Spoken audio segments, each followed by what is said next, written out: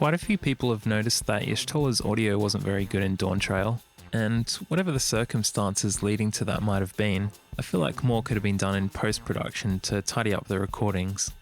So, being someone who's into audio production, I wanted to see if I could fix it, and I thought it might be fun to share what I've come up with. To start off, let's listen to what she sounded like in Endwalker, just to get a baseline. While I appreciate your advice, I will not heed it. Convinced though you may be of this truth, it is yours and not mine. And here's how she sounded in Dawntrail. There is a limit to how much ether a living being can harbour while retaining its physical form. Quite a difference. It kind of sounds like she's speaking through a phone, and the audio is way more compressed. Unfortunately, there's not much that can be done about the compression, but I think that's the lesser of the two problems here. It was the frequency issues that stood out to me the most, so that's what I decided to focus on. And so once more, here's how she currently sounds in Dawntrail. There is a limit to how much ether a living being can harbour. And here's how she sounds after my processing. There is a limit to how much ether a living being can harbour. There is a limit to how much ether a living being can harbour. There is a limit to how much ether a living being can harbour. I think that sounds way better. And while it's not perfect, once it's mixed in with the rest of the audio, I'd say most people probably wouldn't notice that there's anything wrong with it. Now, this took me about an hour of messing around to do, and although it ended up being a bit more complicated than I'd anticipated, it certainly wasn't the worst audio I've tried to salvage before. So it kind of makes me wonder how this passed quality control, to be honest. I can't imagine the post-production team aren't able to fix this kind of issue, and it surely wouldn't have taken them any longer than it took me. Personally, I think that they should do a second pass on Y'shtola's dialogue to tidy up some of these issues. I don't know how much effort it would actually take to implement beyond just fixing the audio, but given the relative simplicity of the problem, and for the posterity of the MSQ, I feel like it's something they should look into. So that's all for this quick video. I'll leave you by playing out the rest of the cutscene with the new audio for Y'shtola.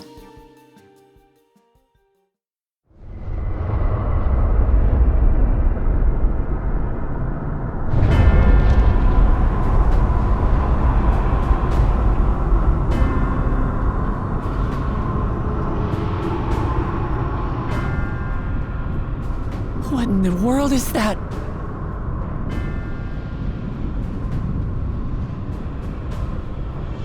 It couldn't be a void gate. It's enormous.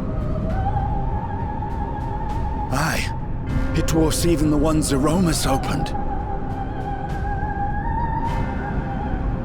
That is no void gate. It doesn't lead to the 13th. Then... Yes, in all likelihood, it's a portal to yet another reflection.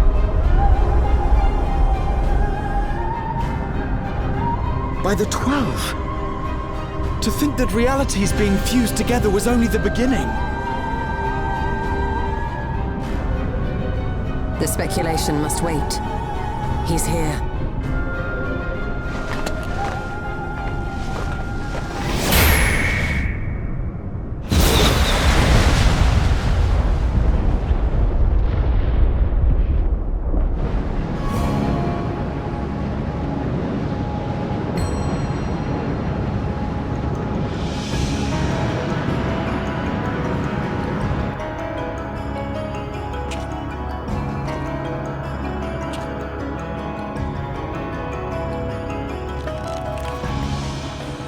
There is a limit to how much ether a living being can harbour while retaining its physical form. Zeralda has far exceeded that limit. With the souls he has absorbed, he has attained power to rival even a king among Voidsent, but at a terrible cost. 12 have mercy. Brother! It ends here and now!